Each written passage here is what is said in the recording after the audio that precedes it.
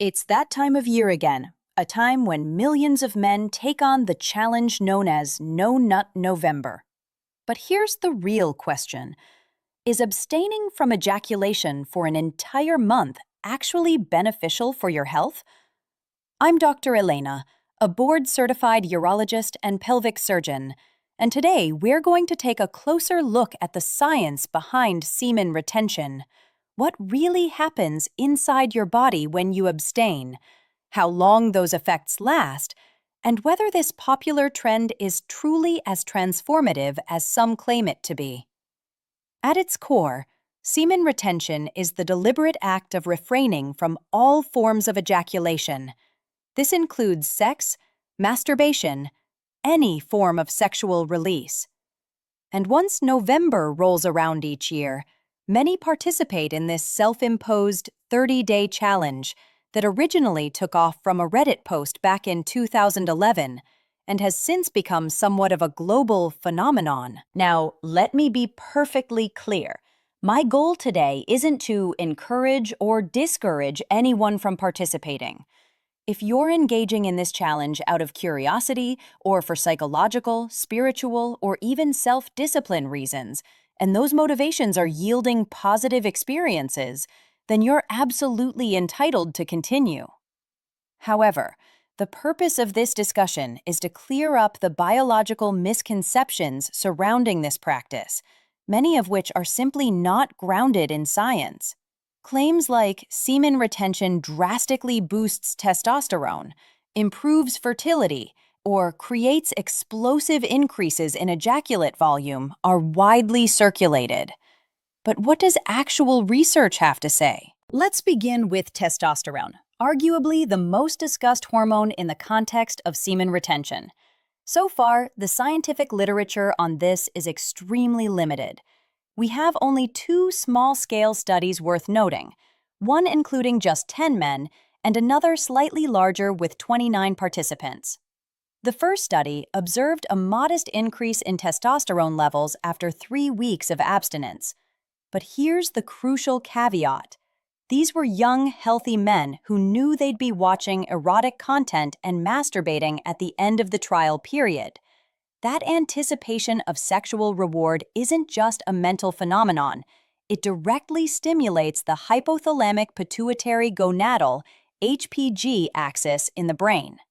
In simple terms, their bodies were preparing themselves for sexual activity. Why is this important?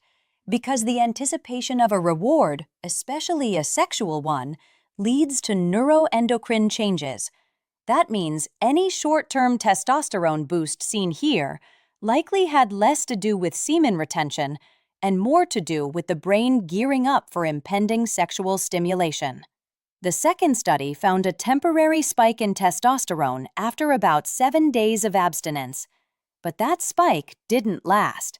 In fact, hormone levels quickly returned to baseline. So even if testosterone does increase slightly in the first few days, the effect is brief, relatively minor, and appears to be more about your brain's expectations than any physical benefit of retention itself. Next, let's talk about fertility, because this one often surprises people.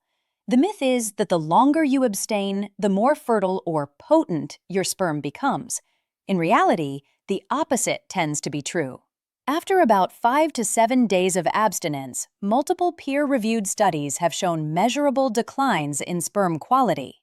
More specifically, you've got increased DNA fragmentation, abnormal sperm morphology, meaning shape, and reduced motility, which refers to how well sperm can swim. Sperm is constantly being produced in the testes, and like any biological material, it doesn't improve with age. The longer it's stored without being released, the higher the risk of oxidative stress, a buildup of damaging free radicals that can impair sperm DNA and reduce its function. So, if your goal is fertility, prolonged abstinence is not in your best interest. In fact, the American Society for Reproductive Medicine recommends ejaculatory frequency of every other day during a woman's fertile window to optimize both sperm quality and conception chances. Now, let's address the one area where abstinence does have a measurable effect: Semen volume. Yes, semen volume can increase with abstinence, and this has been shown across multiple systematic reviews. That means researchers compiled data from dozens of independent studies and analyzed it for trends. One review examined 17 studies with abstinence durations ranging up to 14 days, and another review looked at 30 studies. The consensus was clear. Increased abstinence leads to greater seminal volume, especially in the first few days. However, what often gets overlooked is the rate of volume increase. Most of the gain happens within the first 4 days of abstinence, and it's only about a 12% increase in volume per day. After that, the rate of increase slows dramatically. From a physiologic standpoint, this makes complete sense.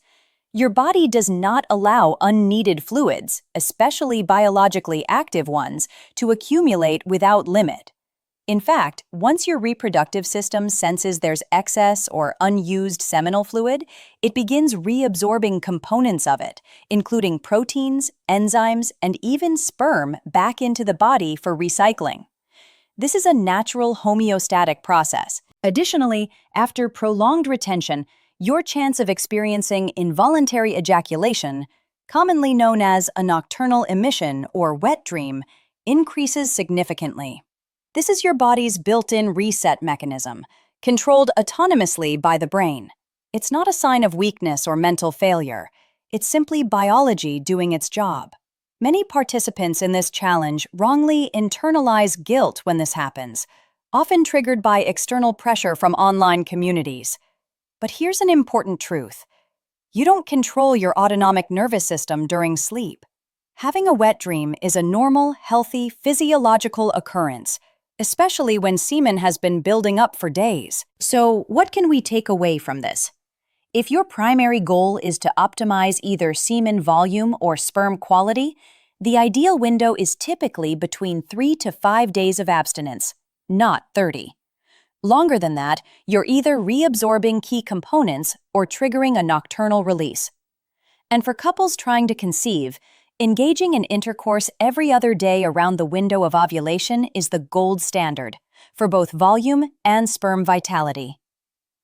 In closing, semen retention is surrounded by a mixed bag of internet-driven myths and anecdotal stories that aren't always rooted in evidence.